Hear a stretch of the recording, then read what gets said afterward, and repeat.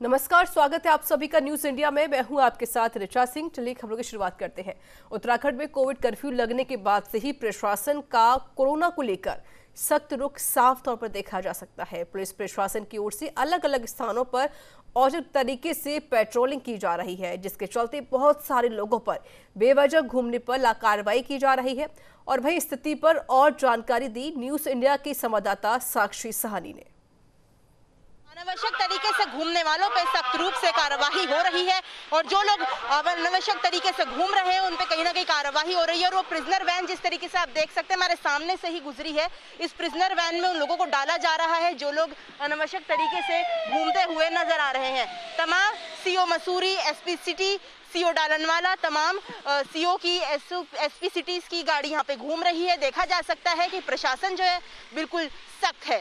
कह सकते हैं कि अपनी तरफ से जो है पुरजोर कोशिश जो है प्रशासन कर रही है कि किस तरीके से लोगों को बाहर घूमने से रोका जाए, इस चेन को तोड़ा जाए और साथ में जो लोग बिना किसी वजह के बाहर घूम रहे हैं उन पे कार्रवाई भी की जाए। इसीलिए देखा जा सकता है प्रिजनर वैन जैसी मुहिम भी जो है प्रशासन द्वारा शुरू करी गई है, ताकि लोगों के मन में कोरोना को लेकर और ज्यादा सीरियसनेस आए और कहीं ना कहीं लोग इस बात को समझे कि कोरोना की चेन को तोड़ना कितना जरूरी है। अपने सहयोगी रिंकू के साथ में साक्षी सानी, न्यूज इंडिया, देहरादून। तो कोविड के चलते सारे उत्सव और धार्मिक आयोजन फीके पड़ते जा रहे हैं और ऐसे में ईद का त्योहार बहुत ही सादगी और शांति के साथ प्रदेश में मनाया गया। ईद के पर्व के दिन मुस्लिम समाज बहुत ही उत्साह और हर्षोल्लास से इस पर्व को मनाते हुए नजर आई, लेकिन इस बार कोरोना वाली ईद बहुत ही शांतिपूर्ण तरीके से रही। वहीं इस दौरान कोविड गाइडलाइन का भी पालन किया गया। न्यूज इंडिया संवाददाता साक्षी साहनी ने पूरी जानकारी दी। आज ईद का पर्व है। आमतौर पर देखा जाता था कि ईद के पर्व के दिन कहीं ना कहीं लोगों के अंदर बहुत उत्साह होता था, सड़कों पे भीड़ नजर आती थी। ईद के कुछ दिन पहले ही लोग बाजारों में रुख करते थे, शॉपिंग्स करते थे। लेकिन क्योंकि कोरोना का दौर है तो उसके नज़र देखा जा सकता है कि इस वाली ईद में कहीं ना कहीं शांति और सादगी आपको दिखेगी। जिस तरीके से आप देख सकते हैं मेरे पीछे यहाँ पे आपको मस्जिद दिखेगी, जहाँ पे अगर कोरोना नहीं था तो बहुत ज़्यादा भीड़ होती थी और ईद मुबारक की आवाज़ें जो सड़कों पे दूर तक ही सुनाई देती थी और कहीं ना कहीं मुस्लिम समाज के अंदर उसको लेकर बहुत ज़्यादा उत्साह होता था।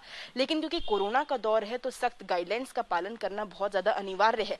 इसके मद्देनज़र देखा जा सकता है कि इस बार जो है ईद में सादगी बरती गई है और जो मुस्लिम समाज के काजी हैं उनका भी यही कहना है कि ईद में कहीं ना कहीं इस समय सादगी का आलम इसीलिए है क्योंकि देखिए जिस तरीके से जो है कोरोना अपना कहर बरपा रहा है प्रदेश में, देखा जा सकता है किस तरीके से आंकड़े बढ़ रहे हैं और जो सरकार है उसकी तरफ से भी गाइडलाइंस जो है तमाम त्योहारों को लेकर आ गई है।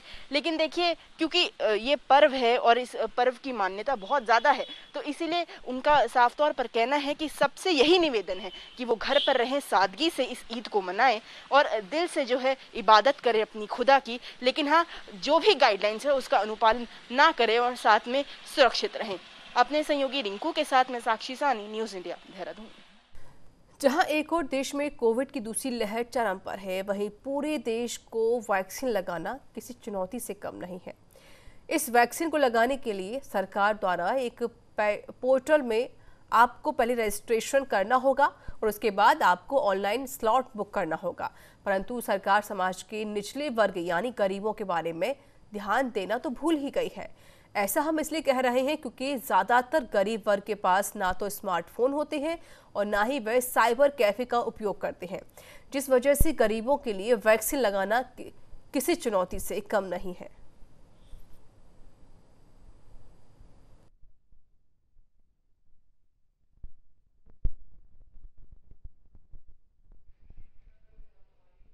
अभी हम लोग जो है प्रायोरिटी ग्रुप्स भी चिन्हीकरण कर रहे हैं। फिलहाल जो सबसे ज़्यादा एक्सपोज्ड ग्रुप्स है, for example oxygen supplier plants है, उसमें जो लोग काम कर रहे हैं, ऑक्सीजन का जो है जो उस सिलेंडर्स को ढोते हैं, जो आपका लेबरर्स उसमें काम करते हैं, LPG cylinders door to door जो है डिलीवरी कर रहे हैं, न्यूज़पेपर को जो है डोर टू डोर डिलीवरी कर रहे हैं।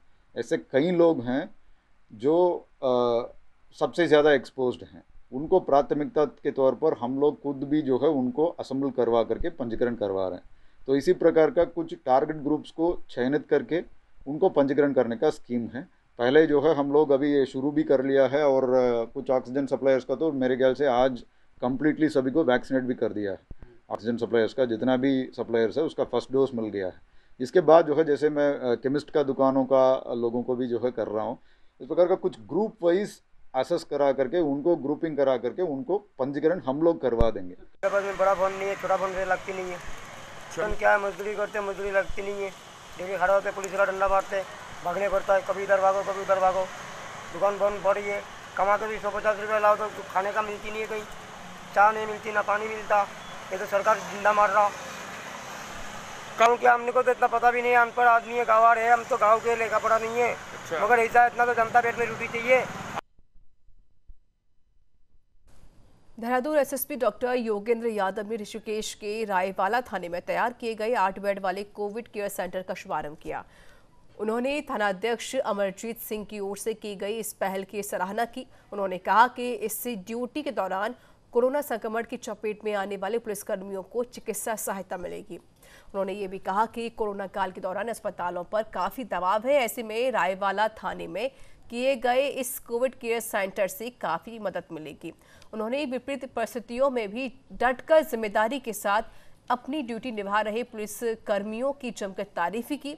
वहीं सबसे पहले उन्होंने थाने के गेट पर बने हेल्प डेस्क और स्वास्थ्य विभाग की चेकिंग पॉइंट पर पूरी जानकारी ली।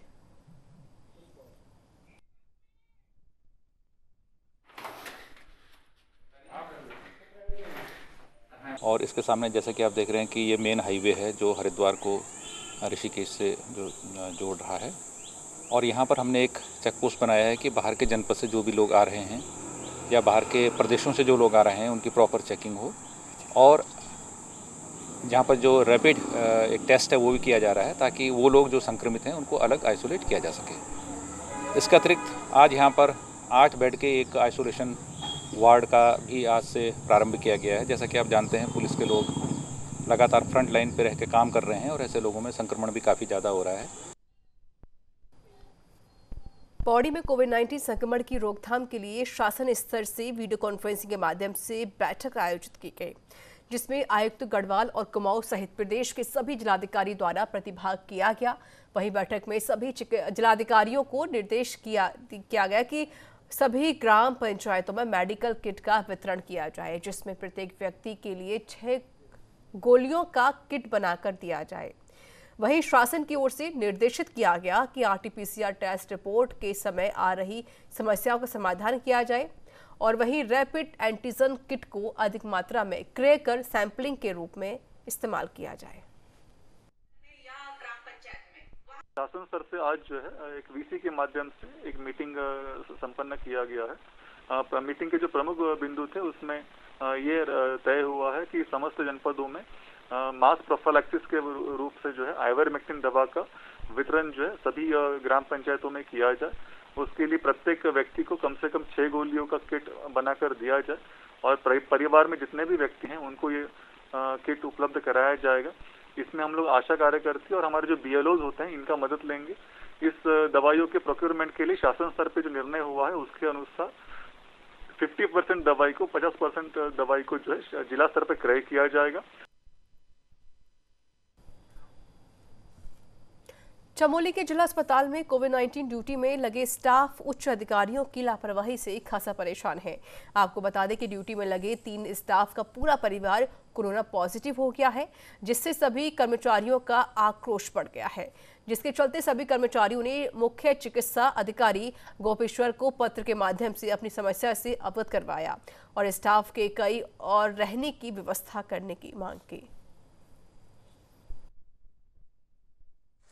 देखिए, मैं यहाँ की नर्सिंग सुपरिटेंडेंट के पद पे यहाँ काम कर रही हूँ। तो मेरे इस टाइम में मैं 30-40 लोगों को मैनेज कर रही हूँ, ड्यूटी लगा रही हूँ, जिसमें कि मेरे पास में 25-30 के कम से कम स्टाफ नर्सेज हैं और 8-10 मेरे पास वार्ड बॉय हैं, 4th क्लास हैं, जिनको मैं ड्यूटी मैनेज कर रही हूँ। लेकिन सबकी प्रॉब्लम यही आ रही है बार बार, और वो मैं भी देख रही हूँ कि यहाँ दिन रात काम करने के बाद कोई पटियालधार से आ रहे हैं, कोई जोशी यहाँ से आ रहे हैं, मंडल से आ रहे हैं, कोई बिकलकोटी से आ रहे हैं, जिनके लिए रात में आना जाना और शाम को भी आना जाना इस मौसम को देखते हुए बहुत भारी पड़ रहा है। उनके घर में छोटे छोटे बच्चे हैं, माएँ हैं, पति हैं जिसको वो यहाँ ड्यूटी करके फ्रीली जाके घर में अपने आप को मेंटली बहुत ज़्यादा टायर्ड महसूस कर रही है कि मैं इस तरह से मैं मरीजों की सेवा करूँ या घर में मेरे कोई इफेक्टेड हो जाता है तो उनके लिए मैं क्या सोचूँ, क्योंकि मेरे लिए उनके लिए कोई भी चीज़ नहीं है संभव, मतलब करना, काम करने के बाद में अपने घर को मैनेज करना। मैं तो साल भर से पूरा पॉजिटिव केस कर रहा हूँ, एक साल से फर्स्ट से और अभी तक लगे हुए हैं और मेरे साथ मेरे बच्चे हैं, दीदी है, मेरी 50 साल की माता जी मेरे साथ, कमरा सिंगल है हमारे पास, रहने की असुविधा हमको, अब रात में जाएँ कहाँ जाएँ, अब जाना तो अब कमरे में है और माता जी है मेरे साथ, सबसे बुजुर्ग वो हैं और पॉजिटिव अगर हम केस करें तो हमको तो परेशानी होगी, अब जाना तो घर ही में है, अगर जाएंगे तो कहाँ जाएंगे और समस्या वही है माता जी की कि कहीं कोई बात ना हो जाए, परिवार कोई पॉजिटिव ना हो जाए ना। अब समस्या तो सरकार को सोचना चाहिए हमारे बारे में, कर्मचारी काम कर रहा है रात दिन तो इसके लिए भी सोचना चाहिए, रहने के खाने की व्यवस्था करे वो, वही आदमी तभी काम करेगा। उत्तराखंड के मंगलौर विधायक काजी निजामुद्दीन ने कोरोना महामारी को लेकर सराहनीय कार्य किया। आपदा के इस दौरान जहां लोग कालाबाजारी में लगे हुए हैं तो वहीं मंगलौर के विधायक काजी निजामुद्दीन ने अपनी ही निजी खर्चे पर मुंबई से 47 ऑक्सीजन कंसंट्रेटर मंगवाए हैं। यह कंसंट्रेटर कोरोना के मरीजों को जीवन दान देने का काम करते हैं और सबसे ज्यादा किल्लत इस वक्त ऑक्सीजन की हो रही है। मंगलौर विधानसभा के प्रत्येक गांव में एक कंसंट्रेटर भेजा जाएगा और बाकी मंगलौर कस्बे के लोगों को समर्पित किए जाएंगे।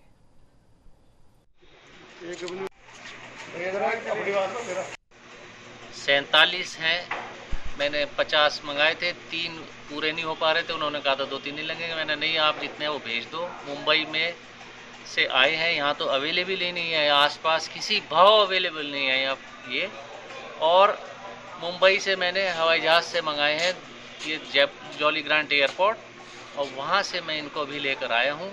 अच्छा, गाड़ी से अगर ये आते तो 3-4 दिन 5 दिन लग सकते थे इसको आने में, तो मैंने क्योंकि 3-4 दिन का हमारे पास टाइम नहीं है, यहाँ लोगों को ऑक्सीजन की ज़रूरत है, तो अभी ये आए हैं, फिर अभी इनको चेक करवाएंगे कि सब चल रहा है, सही चल रहा है, नहीं चल रहा है।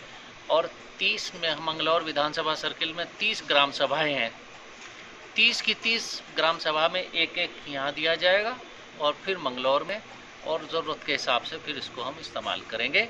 ये जितने भी ये कंसंट्रेटर्स हैं ये मेरे निजी संसाधन पर है, कोई विधायक निधि नहीं, कोई सरकार नहीं, किसी प्रकार की किसी योजना से नहीं आए हैं, निजी संसाधनों से ये मंगलौर की सेवा जो मैं मेरा परिवार कर सकता है वो हमने करने की कोशिश।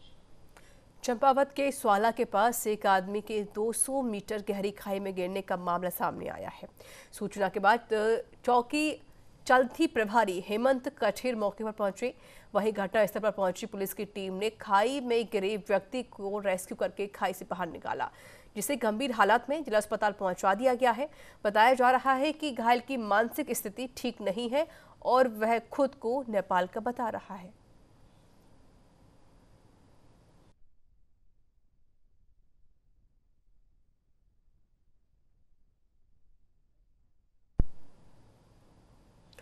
उत्तराखंड समेत नैनीताल में कोविड संक्रमण की बीमारी से जूझ रहे लोगों की मदद के लिए नैनीताल होटल एसोसिएशन सहित विदेशों में रह रहे नैनीताल के प्रवासियों ने मदद करने का फैसला किया है, जिसके तहत लोगों की मदद के लिए ऑक्सीजन सिलेंडर, दवाइयां, इंजेक्शन समेत विभिन्न उपकरण भेजने का काम किया जा रहा है। इसी कड़ी में नैनीताल होटल एसोसिएशन के सदस्यों के द्वारा बीडी पांडे अस्पताल KPMS डॉक्टर KS धामी से मुलाकात की और उनसे जरूरत के सामानों की लिस्ट मांगी, ताकि अस्पताल प्रबंधन को लोगों की मदद हेतु सामान दिया जा सके। अपनी तरफ से मदद करने के इच्छुक हैं और कुछ लोग इस तरह के हैं कि बताए हुए अपना मदद के लिए तैयार हैं, तो हर फील्ड में मदद कर रहे हैं। तो जो भी हम लोगों को कोरोना काल में जो बेसिक नीड्स हैं हम लोगों की कोविड से रिलेटेड, उसमें वेंटिलेटर्स हैं, उसमें ऑक्सीजन कंसंट्रेटर हैं, ऑक्सीजन सिलेंडर्स हैं, या ग्लव्स हैं, N95 मास्क हैं, इस तरह की मदद के लिए लोग आगे आ रहे हैं। एसोसिएशन आगे आया है, उन लोगों ने इसी तरह से हम लोगों से एक डिमांड लेटर मांगा है कि आप लोगों को इस टाइम सबसे ज़्यादा किस चीज़ की आवश्यकता है, तो हम लोगों ने कुछ चीज़ें उनको बताई हैं, तो वो सब चीज़ें हमको देने के लिए इच्छुक। उन्हीं के ग्रुप में कुछ लोग हैं कि जो मदद करना चाहते हैं ऑस्ट्रेलिया से, तो उन लोगों ने कुछ पल्स ऑक्सीमीटर तो हमको भिजवा दिए हैं, बाकी उन लोगों ने जो मदद है वो आ रही है उनकी तरफ से। तो उत्तराखंड में कोविड के बढ़ते संक्रमण के बीच मुस्लिम धर्म के लोगों ने बेहद सादगी के साथ ईद का त्योहार मनाया। अल्मोड़ा के ईदगाह और मस्जिद में कोविड के चलते महज 5 से 7 लोगों ने पहुंचकर ईद की नमाज पढ़ी। बाकी लोगों ने अपने अपने घर पर ईद की नमाज पढ़ी और एक दूसरे को ईद की बधाई दी। इस मौके पर मुस्लिम धर्मगुरु ने ईद के पर्व को कोरोना के गाइडलाइन के अनुरूप सोशल डिस्टेंसिंग के साथ मनाने की अपील भी की। वहीं इमाम मुफ्ती जुनेदुल कादरी ने बताया कि कोरोना के कारण ईद को सरकारी गाइडलाइन के मुताबिक बेहद सादगी के साथ मनाया गया है। ईदगाह और मस्जिद में ज्यादा भीड़ इकट्ठा न करके कम लोगों ने ईद की नमाज पढ़ी है।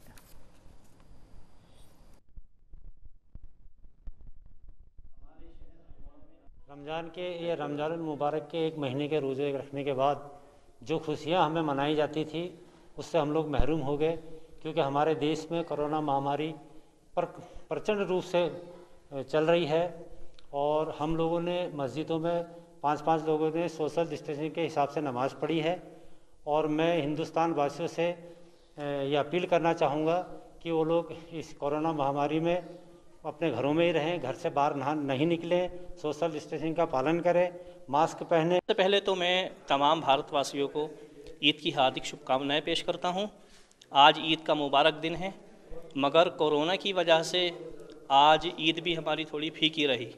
सरकारी गाइडलाइन थी, उसी के अनुसार चंद लोगों ने जो है नमाज को अदा किया है। उसके अलावा मस्जिद में, ईदगाह में, जहाँ कहीं भी सांकेतिक तौर पर नमाज अदा की गई है, वहाँ पर दुआ की गई कि अल्लाह ताला इस कोरोना महामारी से हमारे मुल्क की हिफाजत फरमाए।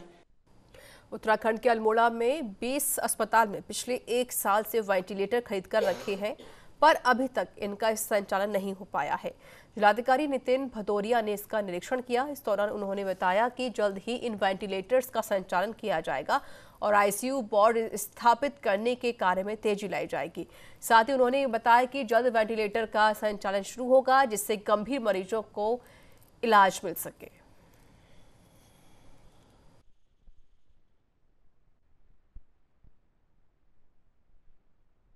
खानपुर क्षेत्र के लंडोरा में वैक्सीनेशन कराने को युवाओं में उत्साह दिखाई दिया। तो वहीं पर शुक्रवार को चमनलाल महाविद्यालय में 18 से 44 आयु वर्ग के करीब 200 युवाओं को वैक्सीन लगाई गई। वैसे तो जिले भर में कई दिनों से युवाओं को वैक्सीन लगाने का काम चल रहा है, लेकिन लंडोरा में युवाओं का वैक्सीनेशन नहीं हो पा रहा था। शुक्रवार को यहां पर वैक्सीनेशन शुरू हुआ तो करीब 200 युवाओं को वैक्सीन लगाई गई। सुबह से ही चमनलाल महाविद्यालय में वैक्सीनेशन के लिए युवाओं की भारी भीड़ देखी गई। जगह भी नहीं मिल पा रही है, लोग बाग पंजीकरण करा ले रहे हैं, बट जो है बुकिंग नहीं हो पा रही है।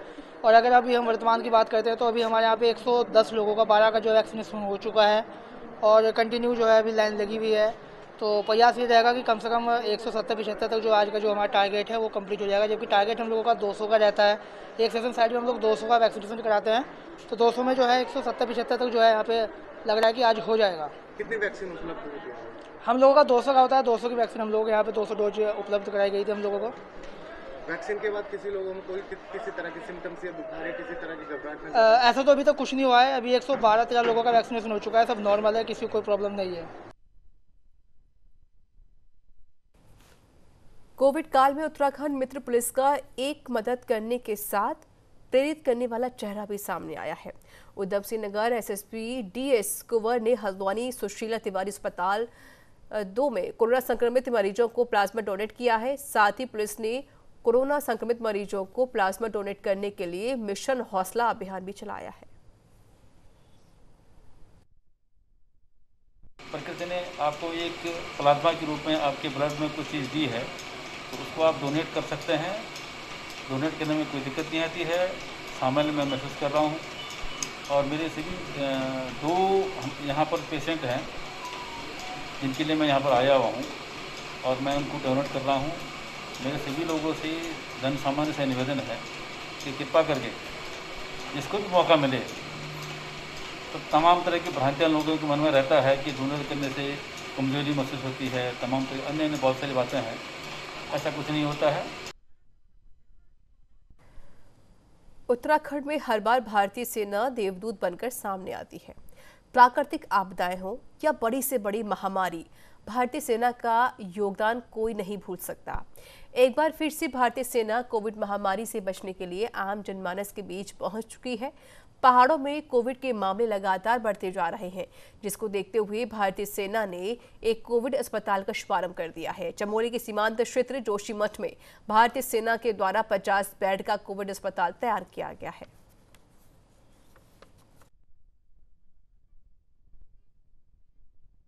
तो जो स्थिति है देश में वो सबको वाकिफ़ है कि जिस तरह से लोग संक्रमित हो रहे हैं, उसको देखते हुए सेना ने अपना जो कर्तव्य है उसको सोच के ये कदम उठाया है। जो जोशीमठ है, जोशीमठ की जो जनता है, आम जनता है, उनको जो कोविड की संक्रमित से दूर करने के लिए, उनको इलाज करने के लिए सेना ने एक प्रयास किया। हमारी सेना के द्वारा जिस प्रकार से इस कोविड जो वैश्विक बीमारी पूरे देश में लगातार कोहराम मचाया हुआ है, निश्चित रूप से सेना का जो प्रयास है बहुत ही प्रशंसनीय है, सराहनीय है। इससे पूर्व सेना के द्वारा यहाँ पर सिविलियनों को, स्थानीय लोगों को लगातार यहाँ पर मेडिकल सुविधा दी जाती रही है। इस बार जब इस कोरोना काल में लगातार हमारे यहाँ पर मेडिकल सुविधा नहीं है, जोशीमठ में इस तरह की उच्च स्तरीय मेडिकल सुविधा यहाँ पर उपलब्ध नहीं है। हम लोगों को गोपेश्वर श्रीनगर यहाँ से जाना पड़ता है। निसंदेह रूप से आज जिस प्रकार की सेना के द्वारा यहाँ पर। तो इसी के साथ इस बुलेटिन में इतना ही। देश दुनिया की तमाम खबरों के लिए देखते रहिए न्यूज़ इंडिया। नमस्कार।